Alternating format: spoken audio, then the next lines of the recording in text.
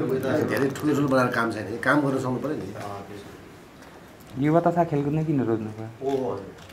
होइन यो पहिलादेखि गरिरहेको भयो नि त, सजिलो हुन्छ क्या। अब अहिले गएर अर्थ गरेर के भन्छ, 4 जना डक्टर चाहियो, फेरि पिएचडी डक्टर खोज्नु पऱ्यो, अर्थ मन्त्रालय गएर।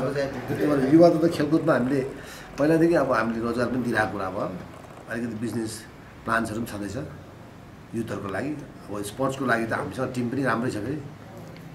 भिजनहरू रेडी भइसकेको छ तपाईँको? अलमोस्ट, किनभने त्यो धेरै कुरा गर्नुपर्ने देश होइन होइन, 4-5 वटा गऱ्यो अलिक इफेक्टिभ गर्ने पुगिहाल्छ कि। के छन् 4-5 वटामा जस्तो? अब अहिले भन्नु त्यो कुरा चाहिँ भोलि मजाले म सबैलाई राम्रो एक कपी पनि दिन्छु कि। त्यसमा चाहिँ 5 किसिम 6 किसिमको छ हजुर, जुन चाहिँ हाम्रो गभर्मेन्टले सपोर्ट गर्नुपर्छ अब युथहरूलाई। त्यो गरेछ भने विदेश जानु चाहिँ खासै पर्दैन कि मान्छे। तयारी भनेपछि पहिल्यैदेखि रहेछ तपाईँको मन्त्री शपथ हाल्छ? यो बिजनेस मेरो पहिलादेखि हो र मैले चाहिँ यो काम जडीबुटीको काम धेरै गरेँ कि पहिला। त्यही भएर मलाई यसको बारेमा अलिकति नलेज पनि छ अनि यसको बाहिर पनि खोज्न सकिन्छ कि मैले। मन्त्री तपाईँले माग्नुभयो कि पृथ्वीले अफर गर्नुभयो तपाईँलाई? अनि काम गर्ने वातावरण मिल्यो भने गर्नु भने हुन्छ त्यही त्यसो। तर त्यो पहिलाको जस्तो होइन। अब अहिलेको मिनिस्ट्री कस्तो चल्छ भने सबैको प्रत्येक हप्ता मिटिङ बस्ने, एक आधा मन्त्रीहरू हुन्छ नि, र मन्त्रालय पनि बाँडफाँड गर्नु पऱ्यो। धेरै ठुल्ठुलो मन्त्रालय राखेर काम छैन, त्यो चाहिँ पृथ्वीमा जाने पनि भने होला। त्यसैको अनि मैले पनि यो धेरै काम छैन भाइ, इफेक्टिभ हुँदैन काम फेरि। अहिलेसम्म एउटै मन्त्रालयमा 3 वा 4 वटा विभाग छ होइन, अहिलेदेखि बल्ल अब आजदेखि 2टा एउटा मात्रै भएर आउँछ। त्यसबाट हामीलाई काम गर्न सजिलो हुन्छ नि। मन्त्रालय कहाँ दिने भन्नुभएको छ तपाईँले? त्यस्तो केही कुरै गरेको छैन मैले। दौरा सुरुवाल किन्नु जाउँ भने चाहिँ किन्नु चाहिँ गएको थिएँ, अब त्यति हो। नयाँ हो यो? कस्तो अनुभूति भइरहेको छ आजको? अलिक निन्द्रा चाहिँ लागिरहेको छ, शुद्ध पाएको छैन क्या। खेलाडी चाहिँ यस्तो इम्पोर्टेन्ट चिज हो, डाइट खाएन भने जस्तो राम्रो खेलाडी हो भने त्यसले खेल्नै सक्दैन। र त्यसको रिटायरमेन्ट प्याकेज पनि हामीले केही कुराहरू प्लानिङ गरेका छौँ। तपाईँहरूले फेरि यो नसोच्नु होला कि रिटायरमेन्ट भनेको हामीले यहाँबाट चाहिँ रिटायरमेन्ट पठाइदिने होइन। यसमा युवा पनि छ, त्यो युथलाई हामीले कसो गर्न लाग्छ, जति पनि स्पोर्ट्स म्यानहरू छ आऊ तिमी न आऊ, त्यो खेलाडी भाइहरूलाई बोलाउँदा बाहिर छ। हामीले चाहिँ एउटा प्लान के गरेको छौँ, मैले चाहिँ हामीसँग म्याक्सिमम् जग्गाहरू छ। जस्तो गण्डकी प्रदेशमा यति जग्गा खाली छ कि चाह्यो भने कुनै पनि खेलाडी कुनै पनि युथहरू बाहिर जानै पर्दैन। त्यसलाई हामीले चाहिँ सोइल टेस्ट गर्नु खोजिरहेको छौँ। त्यो चाहिँ के को लागि, खासमा त्यो मान्छेले म्याक्सिमम् मान्छेलाई नलेज नभएर हो, मान्छेले कृषि मात्रै गर्नु खोज्दो रहेछ। त्यो कृषि मात्रै गर्ने कुरा होइन, हामीले युथलाई ठाउँमा राख्नु पऱ्यो। त्यसको लागि त रोजगार दिनु पऱ्यो। त्यो रोजगारको हामीले चाहिँ मनाङमा ओखर र एप्पल एकदम राम्रो भएको छ। त्यो मलाई जहाँसम्म लाग्छ कफीमा स्याङ्जा एकदम राम्रो हुन्छ आउने दिनमा। त्यो पनि सुन्तला एकदम राम्रो छ। हामीले गभर्मेन्टको जग्गामा प्राइभेट जग्गा हामीले पाउँदैन, किनभने गरिब मान्छेसँग जग्गा किन्ने पैसा हुँदैन। त्यो सरकारी जग्गा यतिकै नाङ्गो बसिरहेको छ, त्यो जग्गालाई हामीले युज गर्ने हो। त्यही भएर अहिले मैले चाहिँ मुख्यमन्त्रीले के भनेको छु भने उहाँसँग मैले पर्सनली एउटा रिक्वेस्ट पनि गरेको छु, अब बन्ने मन्त्रीमण्डल चाहिँ त्यो पहिला जस्तो नहोस् दाइ। 7 वटा बसेको छ, 20 वटा 30 वटा चाहिँ मन्त्रालय चलाइरहेको छ, सक्दैन त्यसरी। अहिले हामीले यो आफैले पाउने मन्त्रालय पनि कटाएर दिनुहोस्। यसमा स्वास्थ्य अरे खेलकुद सबै राखेर कहाँ सक्छ मान्छेले। मसँग भएको 2टा हात 2टा खुट्टा त हो। म चाहिँ 3 वटा 4 वटा त्यो मन्त्रालयले एकजना चलाउनु त सक्दिनँ, बाँड्ने। अनि मन्त्रीहरू हाम्रो प्रत्येक हप्तामा चाहिँ एउटा मिटिङ बस्ने हुनेछ। मुख्यमन्त्रीज्यूको प्रेसिडेन्टमा चाहिँ हामी बस्ने। जस्तो मैले जुन अहिले सोइल टेस्टको प्रोग्रामहरू लाएँ, यो मैले फेरि कृषि मन्त्रीसँग मिल्नु त पऱ्यो नि, किनभने यसको त हामीसँग हुँदैन। यो कहाँ कसले गरिदिन्छ, कृषि मन्त्रीले हामीलाई सहयोग गर्छ। किन हामीले कृषि मन्त्रीलाई केमा सहयोग गर्छौँ, हाम्रो जुन प्रोजेक्ट हुन्छ त्यो उहाँलाई दिन्छौँ। त्यसरी हाम्रो प्लानिङ छ। यसको लागि हामीलाई 4 दिन 5 दिन चाहिँ लाग्छ। म अलिकति पहिलादेखि बिजनेस गरेको भएको भएर मलाई 4-5 दिनले भ्याउँछ पुग्छ। अरू कुरा म तपाईँलाई त्यतिलाई भन्छु, जस्तो जडीबुटी हामीसँग 5-6 किसिमको जडीबुटी छ। मान्छे धेरैले जडीबुटीको गफ लाउँछ, तर मान्छेलाई मार्केट थाहा छैन। त्यही भएर त्यो जडीबुटी रोपौँ जसको मार्केट छ। म तपाईँलाई 5-6 वटा किसिमको जडीबुटी जो सस्तो हामीले एफोर्ड गर्न पनि सक्ने, तर र मेटेरियल बेच्नुहुन्न। अहिलेसम्म जति पनि नेपालको जडीबुटी गयो बेच्ने मान्छेले र बेच्नु, त्यसलाई हामीले ओइल निकाल्ने। ओइलको लागि भयङ्कर ठुलो फ्याक्ट्री बनाउनु पर्ने। सिम्पल हुन्छ, 3 लाख 4 लाखको एउटा मेसिन हुन्छ यो। तर त्यही नबुझेर हामीले चाहिँ र मेटेरियल बेचिन्छ। त्यो बेच्नेको कारणले हामीसँग पैसा नआएको। त्यही भएर हामी त्यस्तो किसिमको कृषिसँग हामी टाइअप गरेर जान्छौँ। त्यही भएर चाहिँ अब चाहिँ हप्तामा 1 दिन सिएम अगाडि बस्छ, सबैजना मिनिस्टर बसेर आफ्नो आफ्नो मन्त्रालयले कसले कसलाई हेल्प गर्न सक्छ त्यो त हामीले त उनीहरूसँग सल्लाह लिनुपर्छ। उनीहरूको मान्छे कोही राम्रो प्लेयर उनीहरूमा जन्मिएपछि त्यसलाई हामीले सहयोग गर्छौँ। हाम्रो रिटायरमेन्ट प्याकेज कसरी जाने हो, हाम्रो केटाहरू खेलाडीहरूलाई भोलि कसरी सेभ गर्ने हो, त्यो प्याकेज म बनाइदिन्छु। त्यो गर्दाखेरि हाम्रो यति फन्डले जति पनि पुग्छ हामीलाई। अहिले फन्डको खासै भन्यो भने दुरुपयोग भएको छ। किनकि फन्ड त आयो, कहाँ खर्च भएको मैले देखेकै छुइनँ कहिले। कुनै खेलाडीले मैले मनङ मर्सँगै चलाउँदाखेरि म पोखरामा 4-5 चोटि आफै आएँ। म तपाईँहरूलाई मेरो प्र्याक्टिकल नलेजको कुरा है। त्यति बेला मैले के देखेँ भने एक दिनको 1800 रुपियाँको सुत्नु पनि त्यही पर्ने अरे, खाना 3 छाक अरे। अब 1800 रुपियाँले कहाँ सुत्ने, के खाने त? अनि मैले चाहिँ के गरेँ, मेरो पालामा मैले चाहिँ के राखेको थिएँ, एक्स्ट्रा डाइट चाहिँ मैले आफै ल्याउँथेँ। मैले आफ्नो सिनियर साथीहरूलाई अथवा दाइहरूलाई भन्थेँ, 10,000 उठाउँ यिनीहरूलाई एक्स्ट्रा डाइट। त्यो एक्स्ट्रा डाइटमा मैले के गर्थेँ, त्यो गेडागुडी हुन्छ 5 किसिमको, त्यो र अनि राँगो पुच्छरको सुप बनाएर मैले खुवाउँथेँ। त्यो एक्स्ट्रा डाइटले गर्दा उनीहरूले खेल्ने हो। तर 1800 रुपियाँमा 1200 रुपियाँ त रुमले लान्छ। त्यो 600 रुपियाँ मैले के खुवाउने तिनीहरूलाई?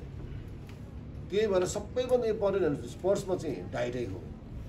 त्यो हाम्रो उहाँलाई सबै थाहा छ, किन उहाँ पनि स्पोर्ट्सबाट आउनु भएको। अब ढुक्कै भएर बस्नुहोस्। यो सबै कुराहरू हामी एक हप्तामा तपाईँहरूलाई योभन्दा लामो म चार्ट बनाइदिएँ तपाईँलाई, जुन चाहिँ केही गर्नु पर्दैन। यो कराटेदेखि लिएर जति पनि स्पोर्ट्स खेलाडीहरू छ यसको मेन मान्छेलाई बनाउने। उनीहरूले हामीलाई 5 मिनटमा आइडिया दिइदिन्छ। हामी एकदम आफै कराटे खेलेर हिँड्ने होइन फेरि। उहाँलाई सोध्नुपर्छ, उहाँले 10 मिनट 5 मिनटमा हामीलाई रिजल्ट दिइहाल्छ। त्यसलाई अब हामीले चाहिँ फुलफिल गर्नलाई त्यही भएर यो गभर्मेन्टको अब एकदम रोल राम्रो छ। तर म भन्नु सक्दिनँ कसले सपोर्ट गर्ला कसले नगर्ला। तर हाम्रो फन्ड त उहाँहरूको हातमा हुन्छ। हामी सही रूपले लान्छौँ। हामीले खालि खेलाडीलाई खालि खेल्नै मात्रै लाउने होइन, खेलको साथसाथमा मान्छेले भात पनि त खानु पऱ्यो नि। सबै मान्छेसँग काम हुँदैन। कोही मान्छे खेलेर भोलि परिवार पाल्न पऱ्यो भने खेल्ने त हाम्रो नेपालमा त परिवार पाल्ने खालको सिस्टम त छैन। यो त्यसको लागि चाहिँ स्वरोजगार मैले चाहिँ ताकेको कारण खेलकुद मात्रै पाएर पनि भएन। मलाई शिक्षा, मलाई स्वास्थ्य चाहिँदैन, त्यो अर्कोले चलाओस्।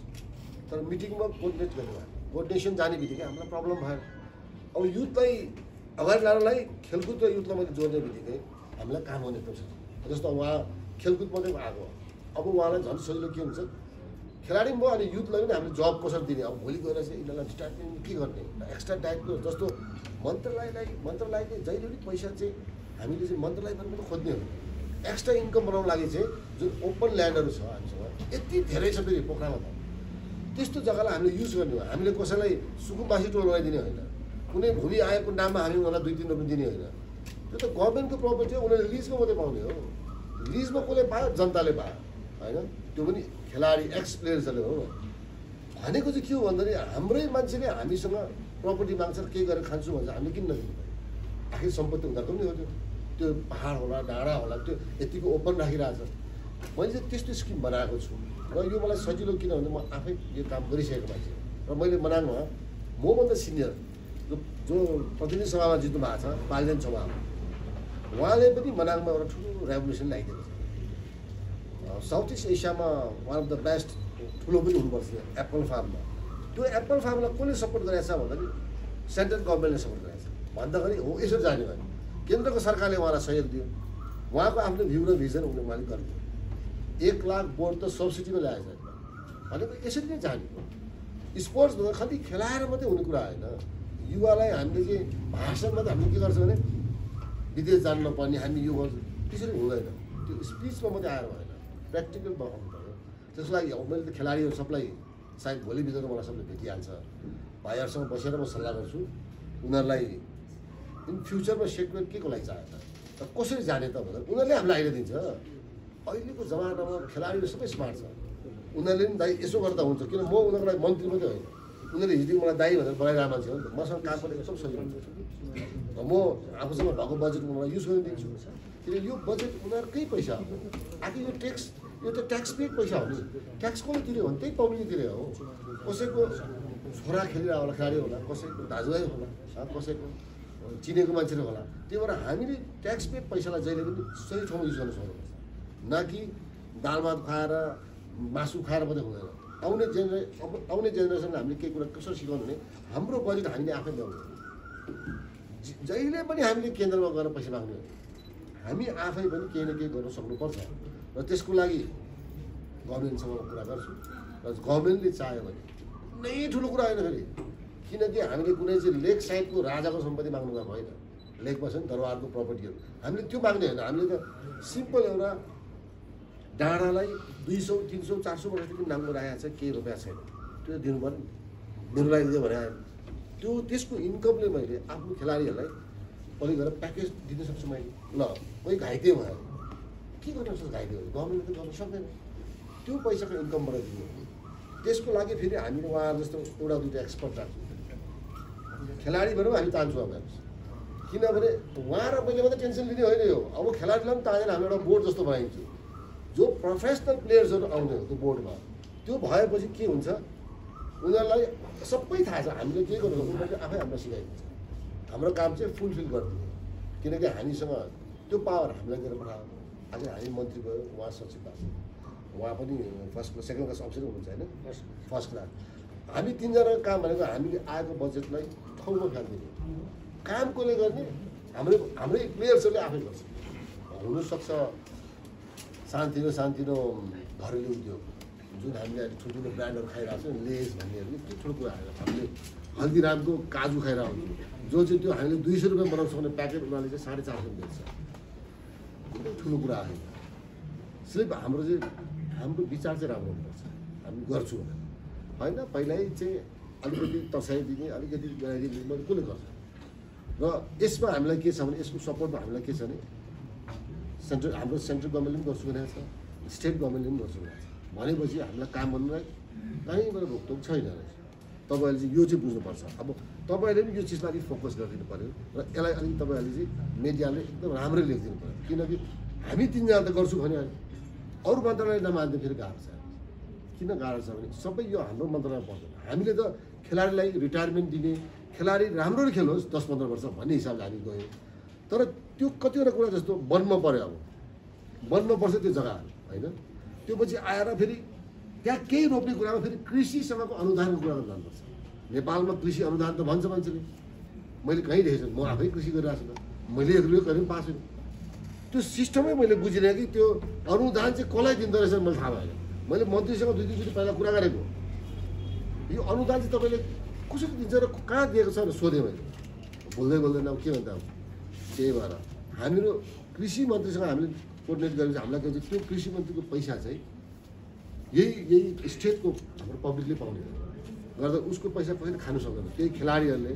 दिनभरि खेलाएको छ त्यहाँबाट चाहिँ बेलुका गएर चाहिँ आफ्नो कृषिको काम पनि हेरेको छ त्यो गर्दाखेरि हामीसँग खेलाडी पनि राम्रो पैदा हुनसक्छ नत्र भने मैले खेलाडीको देखेको है भोलि के खाने पर्सि के खाने अनि त्यहाँबाट स्वास्थ्य बालबच्चा कसरी पाल्ने उनीहरूको सबैभन्दा ठुलो टेन्सन त्यो हुँदैछ एउटा ट्र्याक सुट राम्रो छैन उनीहरूसँग के कुरा मैले अहिलेसम्म ट्र्याक सुट त राम्रो देखाएको छु अब मैले त्यही भएर एडिडासलाई भन्दैछु होला हामीसँग अलिअलि पैसा आयो भने हामी चाहिँ आफ्नो बजेट फालेर किन्ने होइन हामीसँग केही न केही इन्कम त भइहाल्छ त्यो इन्कमबाट चाहिँ हाम्रो प्रदेशको तर्फबाट हामीले एडिडासले 1 रुपियाँ नाफा नखाएर 1 पैसा नाफा दिनु भएन उसको सामान दिनु प्लेयर्सहरू पनि खुसी हुन्छ हामीलाई पनि राम्रो आखिर हामी त्यही कामको लागि आयो त त्यही भएर तपाईँहरूले पनि हामीलाई सहयोग चाहिँ गर्नुपर्छ र तपाईँले युवा स्वरोजगारको लागि तपाईँसँग धेरै आइडिया हुन्छ किनकि तपाईँहरू युथ हो यो तपाईँहरूको पछि यो पार्ट टाइम हुनसक्छ या चाहिँ तपाईँ कृषि पार्ट टाइम हुनसक्छ त्यसलाई हामीले कसरी एफेक्टिभ बनाउने भन्ने कुरा तपाईँहरूको हातमा छ है फेरि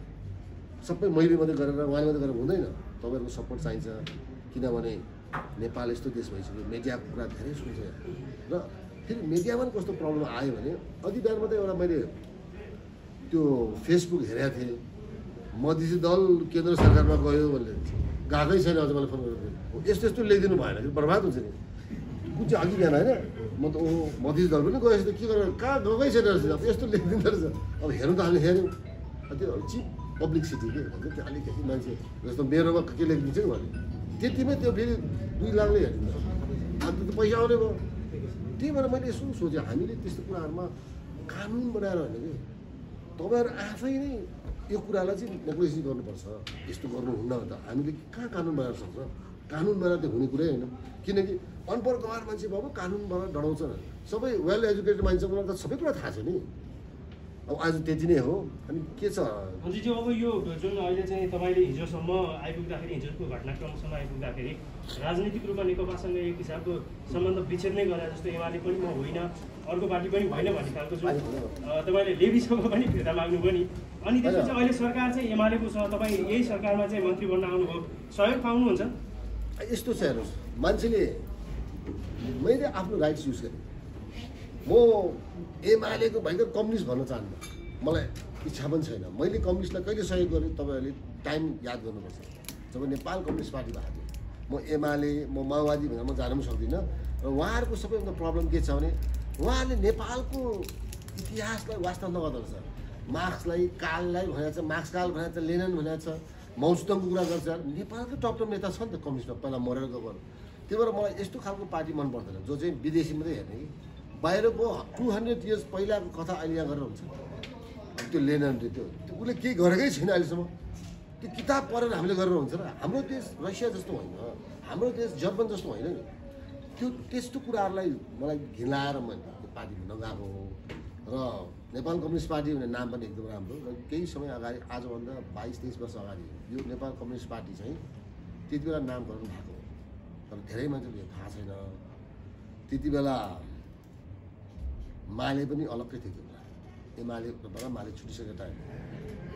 त्यसमा मेरो पनि साथीहरू राम्रो राम्रो मान्छेहरू इन्डियाबाट रिप्रेजेन्ट गरेको थियो। नेपाल कम्युनिस्ट पार्टी बनाउने बेलामा चाहिँ म पनि जान्छु भने मैले भने किनकि मान्छेले एउटा नामले मन पराउनु, मान्छे एट्र्याक्ट त हो नि। तर तपाईँहरूले सोधेको जस्तो यो मन्त्रीको कुरा पनि मलाई आज मात्रै थाहा भएको। तर आज मैले एउटा के डिसिजन गरेँ अब हेर्नुहोस्, तपाईँहरूले यसो हेर्दा अलिक बेकुब जस्तो पनि देख्छ। हुनसक्छ यो सरकार 2 हप्तामा पनि जान सक्छ, किन गयो होला मन्त्री। तर मेरो सोच चाहिँ के छ भने 2 हप्ता भयो भने 2-4वटा काम गरिदिने। जुन चिजले जो मान्छे आओस् न, नयाँ मान्छे आउँदा त्यसले त्यो काम त गर्नु पऱ्यो नि। फलोअप त त्यसले मेरो गरे हुन्छ। त्यो भएर मात्रै मैले थाहा यो सरकार भनेको चाहिँ नि यो कामै छैन। किनकि 2 हप्तामा जानु सक्छ। तर मैले रिस्क लिएको होइन यो। म यसो सोचेँ, मैले पृथ्वी दाइलाई सपोर्ट गर्नुपर्ने पनि छैन। मलाई चुनावमा उहाँले सपोर्ट गरे हो, किन मैले चुनाव लड्दाखेरि एमालेसँग मिलेर लड्या र मैले यो कुरा बिर्सिनु हुँदैन। आज चाहिँ मैले साइन गरेँ भने चाहिँ के अरे सरकार ढल्छ भनेर म चाहिँ जे पाए त्यो गर्नुहुन्न कि। मैले त्यस्तो किसिमको मलाई पोलिटिक्स मन पनि पर्दैन। तर माओवादी चाहिँ कस्तो भने मसँग माओवादीसँग मेरो राम्रो।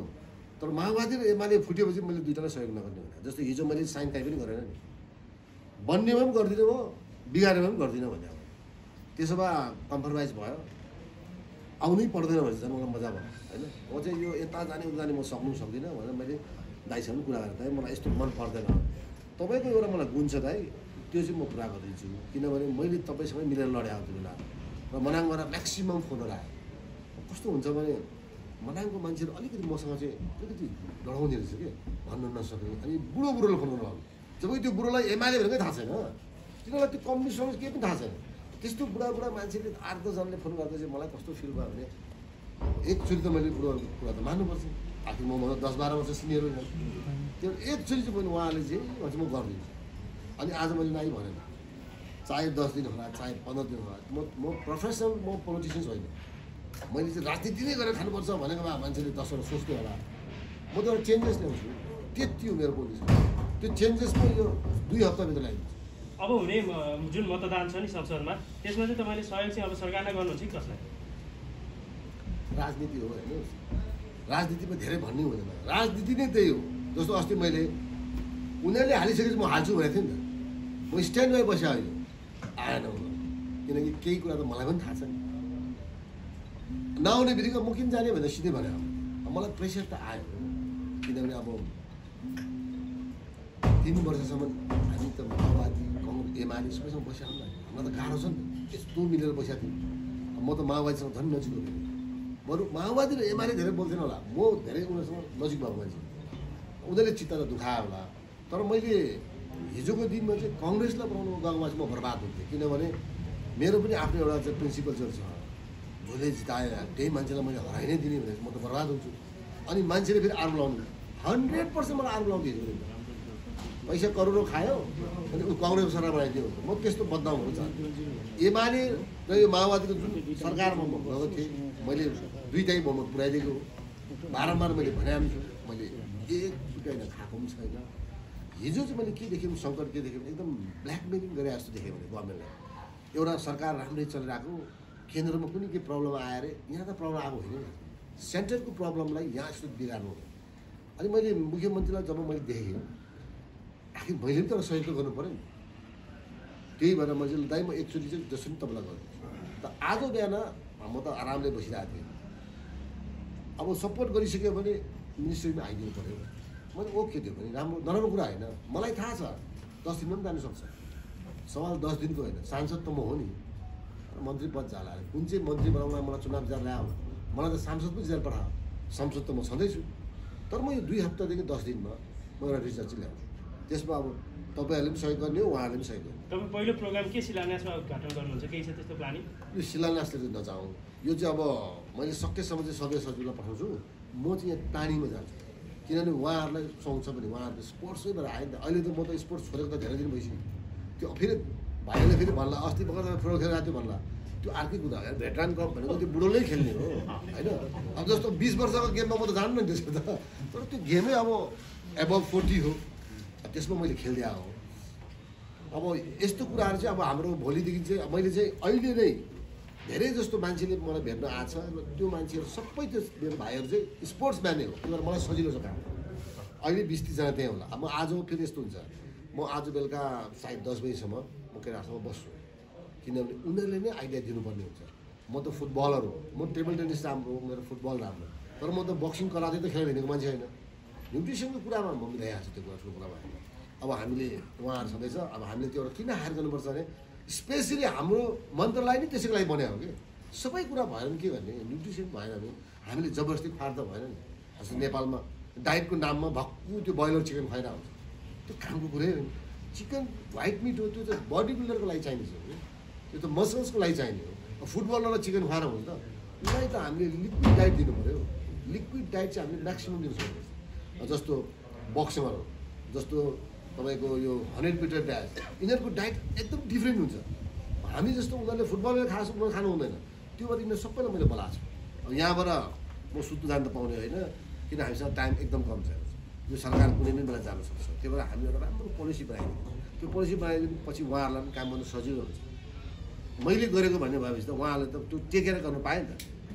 नयाँ मन्त्री आउँदा पनि कुरा कस्तो हुन्छ भने नयाँ मन्त्रीले पनि फलोअप त गर्ने गर्छ नत्र भने खेलाडीले जुन कुरा हामीले सिकाइसक्यो खेलाडी अब छोड्दैन कि हामीले सिकाउनु त पऱ्यो नि भनेर यो चाहिन्छ भनेर त्यो सिकाइसकेपछि नेक्स्ट जेनेरेसनमा जो आउँछ त्यसले पनि त्यसलाई कन्टिन्यू गर्नै पर्छ। सरकार रहन्छ भन्ने विश्वासै छैन तपाईँले त्यसो भए? मैले त्यो भन्नु खोजिआएको कि यो सरकार भनेको कुरा जुन अहिले मलाई चाहिँ धेरैले फोन गरिरहेको छ यस्तो 2 हप्ता पनि नटिके सरकारमा किनभने तिमीहरूले मेरो कुरै बुझेन म चेन्जेस गर्न लागि आएको हो। म 2 वर्षको लागि भनेर मैले कहीँ पनि लेखेर ल्याएको छुइनँ त्यसमा तिमीहरूले पनि मसँग रिसाउनु मिल्दैन अनि मन्त्रीमण्डलमा तिमीहरूले नजा भन्छ ल ठिक छ गएन अनि मभन्दा पछि